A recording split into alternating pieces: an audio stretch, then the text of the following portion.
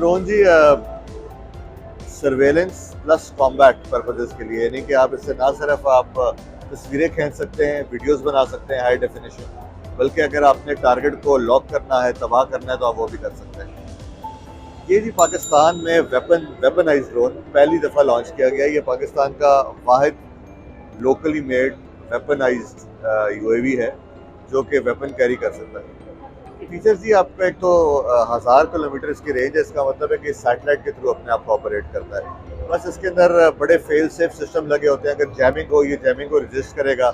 अगर जीपीएस बंद हो जाएगा, ये दूसरे पे शिफ्ट कर जाएगा। अगर सब कुछ बंद हो जाए तो उसके अंदर अपना नेविगेशन का निज़ाम लगा होता है। बीच में अगर बिल्कुल इसका राब्ता मुनक़ता हो जाए तो उसमें कैपेबिलिटी होती है कि वापस बेस में खुद आ जाता है और ख़ुद लैंडिंग भी कर सकता है।